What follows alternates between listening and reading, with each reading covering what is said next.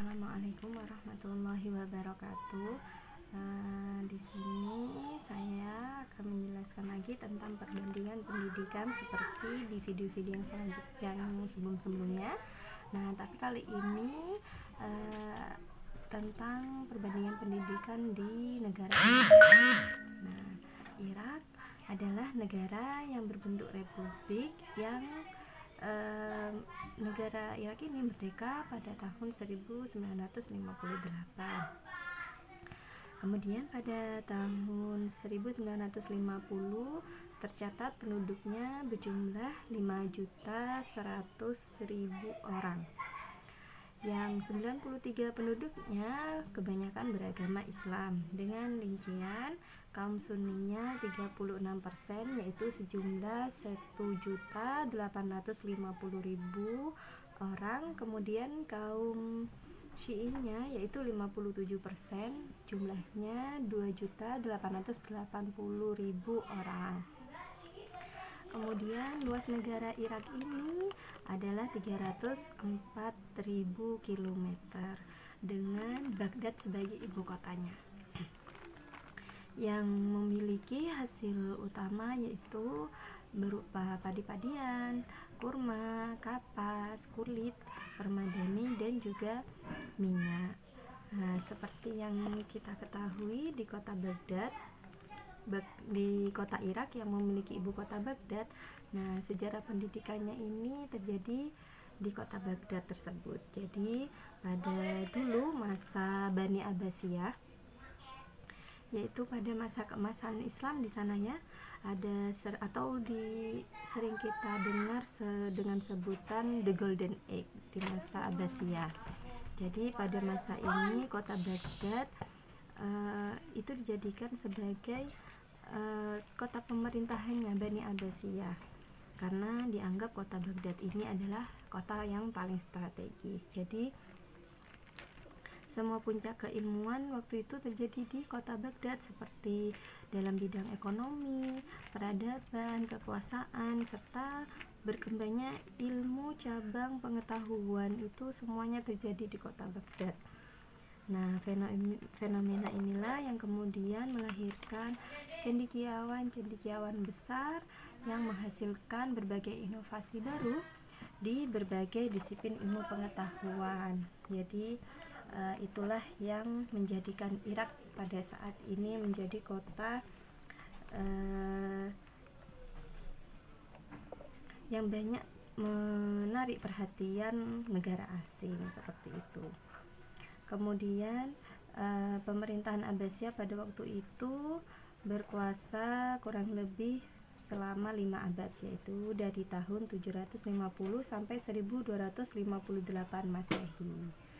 Jadi karena Baghdad yang dijadikan sebagai tempat kota pemerintahan dari Abbasiyah, maka secara otomatis karena Baghdad itu sendiri adalah ibu kota dari Irak, nah itulah yang menjadikan negara Irak maju seperti itu. Kemudian karena pada masa Abbasiyah sudah banyak ya cendekiawan besar yang menghasilkan berbagai inovasi baru dalam bidang ilmu pengetahuan dan disiplin ilmu seperti itu, akhirnya di sana terjadilah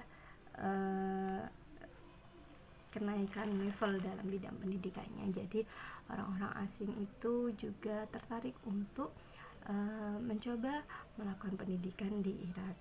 Kemudian dalam sistem pendidikannya, dalam perjenjangan pendidikannya di Irak itu tersusun dalam 3 tingkatan, yaitu ada tingkat sekolah dasar yang ditempuh selama 6 tahun, kemudian sekolah menengah yang ditempuh selama 5 tahun, dan sekolah pendidikan tinggi yang ditempuh kurang lebih 4-6 tahun. Nah, kemudian di dalam sekolah menengahnya itu terbagi lagi atas 2 bagian, yakni 3 tahun pertama untuk sekolah menengah dan 2 tahun berikutnya untuk sekolah menengah lanjutan. Jadi pola perjenjangan pendidikannya di Irak itu yaitu selama 6 tahun, 3 dan 2 tahun, seperti itu. 6 tahun di sekolah dasar, 3 dan 2 tahunnya di sekolah menengah. Kemudian pendidikan prasekolahnya di situ berlangsung selama 2 tahun dengan pendaftarannya sejak usia 4 tahun. Jadi anak-anak usia 4 tahun di Irak itu sudah didaftarkan di sekolah pendidikan prasekolah. Seperti di sini sama dengan di taman kanak-kanak seperti itu ya. Taman pendidikan modernnya sebagian didasarkan pada sistem pendidikan di Inggris yang mendapat pengaruh kuat dari Amerika Serikat dalam hal pola kurikulum dan organisasinya. Jadi ada pengaruh Amerika dan Inggris dalam pola kurikulum dan organisasi yang ada di Irak seperti itu. Pendidikan di Irak diatur dalam Undang-Undang Pendidikan Umum Nomor 57 Tahun 1940. Dan pendidikan umum di Irak itu diberikan secara cuma-cuma untuk semua tingkat. Biaya seluruhnya ditanggung oleh negara karena hampir 60% anggaran pendidikan itu dibiayai oleh Menteri Pendidikannya.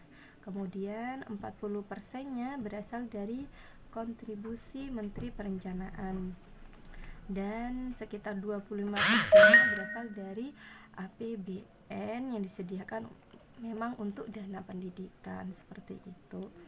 Kemudian sarana penunjang pendidikan yang ada di Irak juga ditunjang dengan adanya perpustakaan, laboratorium komputer, laboratorium bahasa, beasiswa dan asrama, serta ada juga ekstrakurikuler di sana ya.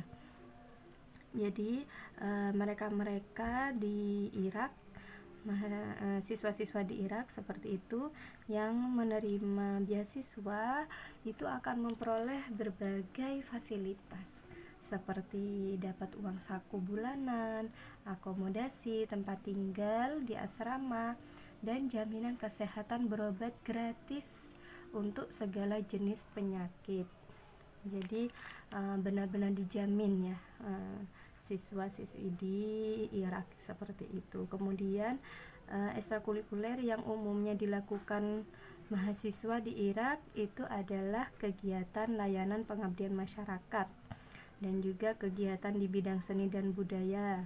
Ada kegiatan olahraga dan rekreasi atau bekerja jadi tenaga honorer sebagai advisor di sana seperti itu. Kemudian semua mahasiswa di Irak itu juga wajib mendaftarkan diri untuk tinggal di asrama mahasiswa, baik itu orang Arabnya sendiri atau dari mahasiswa asing seperti itu. Jadi semua mahasiswa di Irak itu harus berada di dalam asrama mahasiswa atau disebutnya di situ Aqsam Dakhili seperti itu. Jadi benar-benar dijamin ya mutu dan kualitas para pendidik di sana. Mungkin itu saja penjelasan dari saya, kurang lebihnya kami mohon maaf. Terima kasih. Wassalamualaikum warahmatullahi wabarakatuh.